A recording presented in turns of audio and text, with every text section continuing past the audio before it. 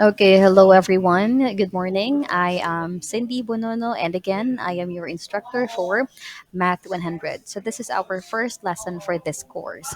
We will be talking about the nature of mathematics. So, we have in here an activity first because I'd like to know first if you like or if you dislike the subject mathematics. Okay, so we have here, please check and rate yourself honestly based on what you actually do given the statements using the following scales. So if you agree or if you always do whatever it is that is being stated, then you rate yourself 5. If often, you rate it 4. If sometimes, you rate it 3. If rarely, you rate it 2. And if 1, that's never. Okay, so we have in here the following statements. For number 1, I make myself always prepared for mathematics subject. So are you the type of student who enter in a school or enter in a class prepared, always prepared? Then you rate it, no? Second, I listen attentively to the lecture of my mathematics teacher. So are you the type of student who listens to every discussion in mathematics and who really puts effort in engaging yourself in the subject? Number 3, I want to get good grades on tests, quizzes, assignments, and projects in my mathematics subject. So, are you the type of student who really do his best to excel in this subject? No, do you want to get good grades or okay na lang ka sa 75 kay saon man ang sobra? Next is I get frustrated when the discussion in mathematics subject is interrupted or my teacher is absent. So are you the type of student who do not like your teacher, especially your math teacher, being absent? No, or are you the type of student na kulang na lang magpa-victory party pag wala si ma'am or wala si sir? Next is I find it difficult in answering word problems and analyzing formulas in mathematics subjects. So are you the type of student who seem to be not really good in analyzing, in analysis, or even with in dealing with problems that involves mathematics? Next is I easily got irritated and lost self-esteem or self-confidence whenever I hear the word mathematics. So are you the type of student nga with just the mere image or uh um the mere word of mathematics written on the board na makit-an lang nimo dayon mangurog na ang imong tuhod or lodyahan na dayon ka? If so, then you rate yourself a 5, no? The mere fact na makita nimo ang word nga mathematics kapoy na dayon. Next is I can understand and find mathematics subject as an interesting subject if my teacher teaches well. So are you the type of student who is very dependent on your subject teacher? So if the teacher or if you like the way your teacher delivers the topic, then you like the subject as well. But if you do not like the way your teacher delivers the topic, then you do not like the topic as well. So you're teacher dependent. Are you that type of student? Next is I hate problem solving and computation. So are you the type of student who simply hates numbers? If so, you rate again yourself from on the scale of 5 to 1, 5 down to 1. Next is I cannot understand discussions on mathematics subject if the classroom is not conducive for learning. So are you the type of student who is very sensitive? No, if the classroom is not well ventilated, then di ka kaayo makasabot sa discussion, or if lungag-lungag ang bubong, if guba-guba ang bangko, no, or if bujong kaayo ang classroom, then you are easily distracted with that noise. Next is I hate math if I cannot relate and value its application to my life. So are you the type of student nga sigig pangutana nganong musulod man kita sa math na klase? Why is this course even offered when we cannot use it to our day-to-day basis, on our daily basis? No? So if that's the case, then you rate again yourself on the scale of 1 to 5. Now after you rate it, you compute it, you add all your scores, and then you get the average. So once you're done getting the average, you can just write it down in the comment section, no? Then later on I will be giving you the interpretation. Anyways, I have already the copy of the interpretation of this. However, I seem to have attached the wrong interpretation or the wrong range. So I just decided to remove it na lang, and then I will be the one to give you the feedback on your likeness and dislike of the subject mathematics. Okay. Next is after. after you answer the question, you will then proceed to this activity. So you will be enumerating at least five reasons as to why you hate or you dislike mathematics. And then after that, you think of the possible solutions that you can use to overcome that problem. Okay, so it's time to contemplate, it's time to think on your own. All right, so again, you do not have to submit this one, it's not necessary, but I want you to think of at least the reasons. No, why do you hate this subject or why do you like this subject, for you to know yourself more and to know mathematics more as well. Okay, next is we have here the definitions of mathematics. Now, what is mathematics? Math is the science of quantity. When we talk about quantity, this focuses on numbers. So, whenever you hear the word mathematics, it's always associated with numbers. That's why we do have this discrete mathematics, we do have geometry, we do have continuous, and we have a lot of things, a lot of branches of mathematics that usually deals with numbers. So when we hear the word mathematics, it's usually associated with numbers. Next is it is the science of indirect measurement. Why? Because with the knowledge that we have learned, with the formulas and the equation that has been taught to us, we will be able to solve problems or to look for the missing terms of a particular sequence, to identify the age of a tree that has been with us for how many years now. So unknown things will be discovered because of the formulas and because of the knowledge that was imparted on us. Okay? Next is mathematics is the science that draws necessary conclusions. This is best used in statistics and probability, because you will be drawing conclusions, you will be testing hypotheses, and there you don't base your judgment or your conclusion on feelings. You support it with facts.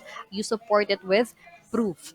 Okay, next, all mathematics is symbolic logic. There, I will be introducing you later on sa ato ang part ng mathematics course, which is the logic and the proposition. You will know more about it. Okay, next is mathematics is a form of language. It is also a body of language. Now, it says there that not only the words, not only the English phrases or sentences have meanings, even the symbols, the even the equations and the formulas in mathematics has its own meanings. So for example, I am gonna write this one, it has meaning. No, it denotes natural numbers. If I am gonna write this one, it has a meaning as well. It denotes real numbers. If I have in here y is equal to b raised to x, still it conveys us something. It tells us the exponential form, the exponential function. So every notation, every formula, every equation in mathematics has something to give us. Okay. Next is we do have here the patterns. What do we mean by patterns? Patterns are regular, repeated, or recurring forms or designs. Kanang nagbalik-balik na design, nagbalik-balik na shape, nagbalik-balik na object na inyong makita sa isa ka face. For example, we have the layout of floor tiles. So take a look in the given illustration. We can see a different color, two colors only na gina-alternate. We have white, black, white, black. And if you are to observe the tiles, the floor tiles in your house at home, you will also see different kind of patterns. Next is the design of the buildings, the facade of the buildings to make it more stronger, and aside from that, to be aesthetically pleasing, no, for our eyes. In this case, we have here a hexagon shapes, no. This is the facade of the building na asay murag hexagon. It's not murag, hexagon jud na mga pattern sa gawas niya in front of it. And we can also pattern in the shoelace design. Di ba? We have different ways, different means of tying our shoes. So that can also be considered as a pattern. Now, in our daily living, we sleep, we wake up early in the morning, we drink coffee, we eat breakfast, we take a bath, we brush our teeth, we go to school. That's another pattern. We do it regularly. Next, when we cook our rice, so hugasan ang kaldero, we put the rice in the cauldron, we wash it, we drain it, and then itak nato sa Kayajo, that's another form of pattern. When we walk, there is also a pattern. No, left, right, left, right, left, right. So, and there are a lot of patterns that we can observe in ourselves, in our neighbors, and everything that surrounds us. Now, this time, let us try to answer the following questions. So I think we have only four. No, we have number one, which of the figures can be used to continue the series given below? We have A, B, C, and D. So if you are to answer this one, or if you want to answer, just simply write your answer in the comment section, or let's just answer this anyway. Okay, so try to observe if we are to rotate this, okay, if we are to rotate the tip of this object 45 degrees counterclockwise, the position of this line, the line in here, its tip will be placed in here. And if we are to rotate this one again counterclockwise 45 degrees, this will be its new form. Now, if we are to rotate this one again 45 degrees counterclockwise, the tip of that line will be placed in here. So if we are to rotate this one in another 45 degrees counterclockwise, it will lead us to choice letter C. So the next object or the next figure in this will be letter C. So that is how you will do it. That is how you will answer patterns or series given. It could be in numbers or um, figure. So you support it always with answers, with facts, with explanations. Okay, number two, which of the figures do you think best fits the series below? Okay, now we have here three objects. We are asked to look for its a fourth object or the fourth figure in this series. Okay. Now, if we are to rotate this figure, the tip of this figure, 90 degrees, all right, 90 degrees, then this circle in here will be placed here, which leads us to the second figure. Now, if you are to rotate this one again for another 90 degrees clockwise, so this circle here will be placed in the on the right side, which gives us the third figure.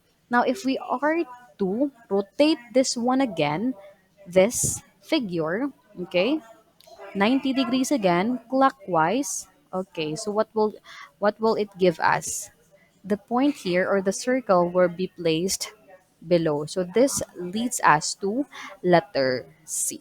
Okay, so 90 degrees rotation clockwise. Next is we do have any, okay, letter D rather. Okay, that's letter D rather. Okay, next, if we are to answer this one, number three, which of the figures can be used to continue the given series below? So we have here figure number one leads to the second figure. Now, figure number three will lead to what figure? Okay, take a look at this. If we are to draw a mirror image of this figure on the horizontal axis or on the x-axis, it will give us the second figure. So if we are to draw another mirror image or another reflection of this triangle on the horizontal axis, it will give us two choice D. So letter D is the correct answer. Next is we have in here which number should come next in the series. We have 10, 17, 26, and 37. So what number should we replace on the question mark? Now try to observe this one. Get the difference of 17 and 10. Okay, that gives us 7. Difference of 26 and 17, that gives us 9. Difference of 37 and 26, that gives us 11. So the difference between 9 and 7, that's 2. Difference between 11 and 9, that's 2. Therefore, we will be adding 2 to 11 to get the difference of the next two terms, which will give us 13. Hence, 13 plus 17 will be the answer or will be the digit that we will be replacing in here in the blank, and that is simply 50. Or if you are to get the difference, 50 minus 37, that gives us 13. Okay, next is which number should replace the question mark in here. So we have 17, 18, 5, 5, 13, 7, 5, 4, 6, 12, 6, 3, 10, 6, 4, and here we need to fill this out. We need to fill this in rather. So choice A4, B5, C6, and D7. Okay, take a look at this one and then you observe, no? you think or you guess the answer, or if you do have the reason, if you can support it with an explanation, then go ahead. But the correct answer here is letter A. That's positive 4. Why? Because if you are to get the product of the digits in the first two columns, that will be equivalent to the sum of the digits in the next two columns. Okay, so you have there 17. Okay, this is addition rather. You have there 17 plus 8, that is 25, which is just equivalent to 5 times 5. Okay, next we do have in here 13 plus 7. This is just equivalent to 5 times 4, which will give us 20. Next, we do have in here 6 plus 12, that is 18. This will be the same if you are to multiply 6 and 3. Okay? Next is we do have here 10 plus 6 should be equivalent to 4 times other number. So what number should we multiply to 4 to get 16? That is simply positive 4. So 4 times 4, that is 16. Now that's the explanation there why we had 4 as the answer. Now let's talk about symmetry. So symmetry is defined as a balanced and proportionate similarity that is found in two halves of an object. So we do have in here figure the butterfly, the Vitruvian man, and the starfish. So let's talk first about a butterfly. Now a butterfly is an example of a bilateral symmetry. We have here the definition or the description below. The butterfly is symmetric about the axis indicated by the black line. This one, the vertical line. Note that the left and the right portions are exactly the same. So this type of symmetry is called bilateral symmetry. This means daw na pagtungaon nato si butterfly using a line, a vertical line, the left portion of it and the right portion of it is just equal. So pasabot na amo ng meaning ng bilateral symmetry. If you are to draw a vertical line, tungaon nimo, same lang ang proportion sa left o sa right side, then that means they are bilaterally symmetrical. Now you try to observe your face also. Now look at the mirror and you try to imagine you draw a vertical line on your face. Now you observe if the same ba ang left side ni mo og sa right side, if they are proportionate ba. But according to study, walay gajud bilaterally symmetrical na wayong. You cannot find a perfectly symmetrical face. There is always a difference between the right portion of our face and the left portion of our face, left, right. Okay, next, another example of a bilateral symmetry is Leonardo da Vinci's Vitruvian Man.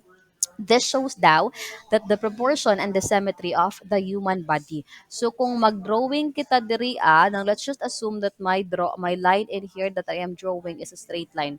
So if you are to draw a vertical line in here, this only shows us that the left side of the body is proportionate to the right side of the body as well. Next is we have the other type of symmetry. There are other types man. This one is called the rotational symmetry. Now, why is it called the rotational symmetry? It's because if you are to rotate this figure, you will be able to preserve its original form.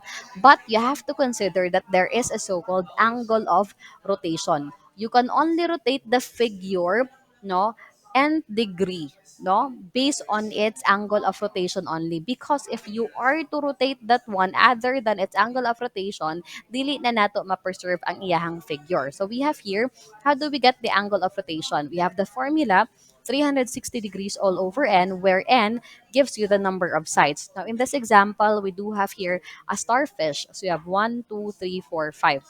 Now, so this gives us 360 divided by 5. Now, 360 divided by 5, that gives us 72 degrees. Therefore, if you are to rotate this starfish 72 degrees, you will still be getting the same feature, the same figure. Ma'am, what will happen if we are to rotate this one, let's say 90 degrees, 50 degrees, and 60 degrees? So, dili na nimo ma-preserve. Dili na parihas ang angle, dili na parihas ang itsura sa starfish. Now, if you are to go to the beach, o nya makakita mo og starfish or any other types of figure, you try to compute its angle of rotation and then you rotate it. There you can see, you can prove as well that, yeah, what I am telling you is true. Okay, next is we do have in here a pattern that can be seen in the bees. No, we have here nest belt bees. It is made from beeswax and is composed of cells in the shape of hexagon. A honeycomb is a space filling or close packing of polyhedral or higher dimensional cells so that there are no gaps. Now, do you even wonder nga nung hexagon man ang shape or ang pattern sa kaning kuhaanan ng dugos. That is because to conserve more wax that the bees produces. Say for example, if we are to use circles, right? If it is circle, no, if its pattern is circle, so you will see that there are gaps on it. Now if this happens, we cannot conserve, or there will be wax that will be wasted. So in this case, we have it in here. There is a gap here. Let me just use a different color. There is a gap here, here, here, all over here.